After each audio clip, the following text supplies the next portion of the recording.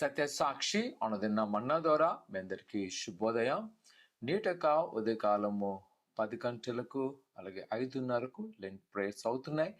ఆత్మీయంగా బలపడేవారు ప్రతిరోజు ప్రార్థనలో వచ్చి పాల్గొవలసిందిగా కోరుకున్నాం. మీకు ఎలాంటి ప్రార్థన అంశంలో మాకు తెలియజేస్తున్నట్లయితే మీ కొరకు అనుదినము ప్రార్థన చేస్తాం. నేటి యొక్క సూచన మాట మత్తయి సువార్త 23వ అధ్యాయము 12వ వచనం. తాను తాను తగ్గించుకునేవాడు హెచ్చింపబడును.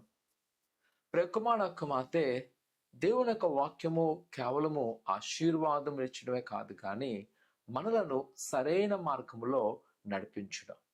ఎందుకనగా ఈ లోకములో ఉన్న మనకు అనేకమైన సవాళ్ళు ఉంటాయి, అనేకమైన ప్రతికూల వాతావరణం ఉంటుంది. దాంట్లో ఎలాగా మనం మంచిగా వెళ్ళాలంటే పరిశుద్ధ లేఖనం తెలియబడుతుంటుంది. ముఖ్యంగా దేవుని యొక్క వాక్యం చెప్తుంది, తనకు తాను తగ్గించుకుని వాడు హెచ్చింపను.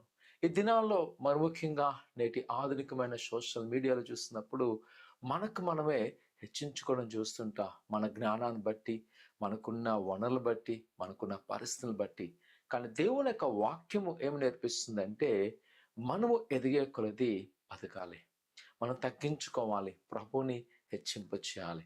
కొన్నిసార్లు ఎప్పుడైతే మనం ఆశ్రయించబడతామో మనకు మనమే గర్వమైపోతాం, అహంకారం అయిపోతాం, దేవుని యొక్క దృష్టికి దీనులైపోతాం. ఎందుకంటే ఆయన చెప్తున్నాడు, ఆయన ఎవరైతే తగ్గించుకుంటారో ఆయన హెచ్చించే దేవుడు, దీని స్థితిలో ఆయన జ్ఞాపకం చేసుకునే దేవుడు. ఈరోజు నా ప్రియ కుమార కుమార్తె, ఒకవేళ నువ్వు పడిపోవడానికి కారణము నీ గర్వమేమో, నీ అహంకారమేమో, ఈరోజు మనం సరి చేసుకుందాం.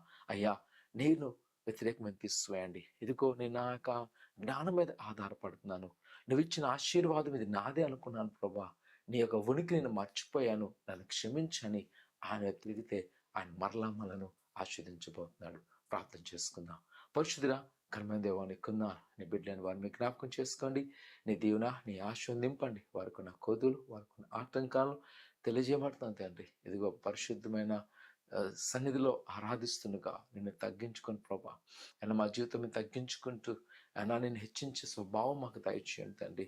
ఇదిగో కొన్నిసార్లు మా అజ్ఞానాన్ని బట్టి నేను తగ్గిస్తున్నాం ప్రభా. అటువంటి ఆలోచన మాలో తీసివేసి అయినా నీకు లోబట్టకు, నీ మీద ఆధారపట్టకు మమ్మల్ని నడిపించమని, ఆశీర్వదింపచేయమని యేసు అడుగుతున్నాం తండ్రి.